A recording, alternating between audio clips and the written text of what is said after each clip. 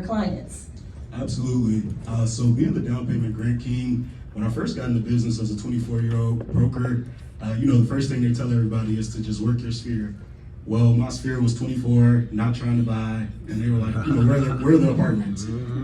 So from there, I started talking to different lenders and learning about different programs, and I realized that the way that a transaction goes, most of the time people engage their realtor first, and then their realtor introduces them to the lender. And if that lender can't do it, then they just assume that it can't be done.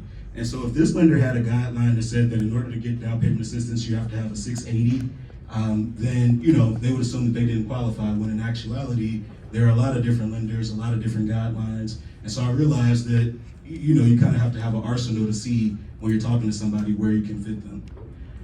So what it means for my clients, a lot of agents don't know the difference between different programs and things of that nature. When they talk to me, I'm able to tell them, hey, you want a 2-flat? Okay, well, I'm going to send you to this lender because I know that you can get the down payment assistance over here. Or if you want to do, if you have a 620, I'm going to send you to this lender because all of these lenders are going to require that you have a 640, but over here they're going to let you have a 620. So it's just about really knowing the different programs and knowing what somebody needs and how to match them with the best program. Yes, I love that. Thank you so much for sharing that. And what does like your marketing budget look like over the course of your career? I know you've been in the business for about 5 years now? Yeah, so I started in December of 2020, December 26, 2020. My marketing budget is very small. I like to focus on free tools. I use free tools to build a premium brand. And so all of my marketing is really social media heavy. And I spend very little money on tools to kind of manage that back end. So like some automation tools, CRM tools, and things of that nature. Awesome, awesome. Can you pass it down to Rowena? I know that you have a very distinctive look for your brand. Everything has to be cohesive. But the way that you actually take somebody off of social media is by giving them an item of value. Okay. So for me, when I first started, that was 30 down payment assistance programs in the state of Illinois. Now that's a reason for you to come give me your information, and I give you, it's an information exchange. But what that also gives you the ability to do is, you have 10,000 followers, but who's actually trying to transact, right? Yeah. That makes them raise their hand, and then now you have, if you're in business, because the nature of the business is that, you may talk to somebody today and they may not transact for 6 months, 9 months, a year. You want to get everybody's name on the list. You want to have everybody's name, email, and phone number, so that when these programs become available or when something is relevant to them, you can just kind of mass reach out to everybody. And so my approach is, I'm getting a lot of views, but I'm trying to turn those viewers into somebody who's giving me their information. And then I feel like once I have your information, you're a lead, and I can just continue to talk to you. Yes, I like how that's working for you. And you even have a call to action today, don't you? Go ahead and tell everybody what that call to action is. So if you go on my Instagram right now, if you comment the word YPN, you will automatically get a DM.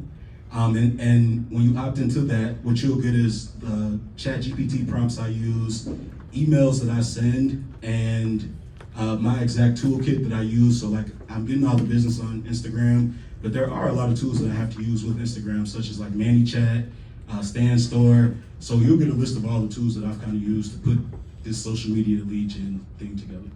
Yes, I love that. I love that. Please take notes, because he has some great things in his toolkit that we can definitely utilize. So what advice would you give someone who's starting their real estate business and how to develop and stay true to their brand? 30 under 30. Well, the first thing that I would give, the first piece of advice that I would give somebody new, when you first get into business, you'll see a lot of different people who are very successful, and you have to really figure out what works for you. I say that because, when I first got into business, I would talk to agents, they were listing heavy, and I would find out that they spent a lot of time cold calling. So then I would try to cold call. But that's really not my personality, and that's not really something that I should do. Like that's not something that I enjoy doing, right? So I think that when you're first in the business, you should really try to grow your business in a way around activities that you actually enjoy doing. And I think that the main thing is the consistency. So, Home Depot is going to open every single day, whether 10 people come in, whether 100 people come in, they're still going to be consistent. That's really the way that we should treat our real estate businesses. If you have one client or if you have 20 clients, you should really always be consistent, always be consistently trying to market. Just be consistent. Yes, I love that. And I remember you even said that too, being on the prep call, like how you're real consistent and you treat all your clients with the same love and dedication and commitment. So can you answer this question? Manny chat. Anything else that you have that you can share with us? I know you have a lot of great content as well. Sure. So ManyChat is going to be probably my favorite tool. The reason is because it's basically automating my Instagram. And so, when I put out a lead magnet or here's 30 down payment assistance programs, or if any of you all commented YPN on any of my posts, it's going to automatically send you what I needed to send you, which is going to lead you to my landing page. So I have ManyChat. I use StanStore for the landing page. I use Zenlist. I basically run my whole business on Zenlist, and I like that because, when you're talking to people, like I said, everybody's motivation is a little bit differently, but Zenlist gives me the ability to see when my clients are on the app, what they're looking at. So I've gotten a lot of deals by just picking up the phone and calling them because I see that they're active on the app right now. And then the first thing they say is, "Oh, I was just thinking about you." And so that just kind of lets me know that, it's working. So Zenlist, StanStore, ManyChat, and Wise Agent. I think those are like my four, the big four. Right, I hope you guys are taking notes. And I'm gonna let you stay on this question. It's a question. Are you using AI and ChatGPT? I know your mom is the queen of that. She teaches so many seminars on it. Shout out to you, Marky. Hey, so wrong. Yeah, so I do use ChatGPT. I think that's the best $20 a month that I spend. And I use it for everything. I really like to, tell it to act as an email marketer and draft these emails. Make sure that people understand the WIFM statement, which is what's in it for me. When we're marketing, people always are curious about what's in it for them. And so I try to make sure that my language is always telling people, when you opt in, here's what's going to be in it for you. Nice, I love that. I love that. Rubina, I have because I know you're really good at fitting your clients with the right lender that will make sense for their needs and their situation. So talk about that. So to be completely honest, I don't do a lot of co-branded marketing with lenders because, like I said, I never really know until I talk to the client and really fill out what they need. I never know who the right match is. But I have done some like I had like the down payment grant brunch, which was a brunch that we had with one of my lenders, and everybody who came was able to get pre-approved on the spot. So I like to do things like that, but nothing that's gonna marry me to somebody because I just never know where I have to put the client. Okay, that sounds good. Rubina, can you comment on neglecting them and relying only on memory? Absolutely. So a CRM is every business, regardless if you're in real estate, regardless if you do lawn care, regardless if you sell something online, every business needs a CRM because somebody who's purchased with you before is more likely to do it again, right? So definitely need a CRM. And what was the other portion of it? And what are your systems to keep up with people, to keep them from neglecting them and relying only on memory? Absolutely. So because I get a lot of my business on social media, somebody could be on Instagram at 2 in.the morning, they could opt into something that I have.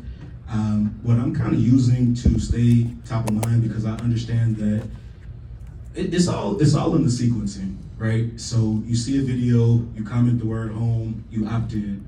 Once you opt in, I start giving you that value, right? I'm telling you where the grants are, and hey, let's see if you qualify. Let's hop on a call.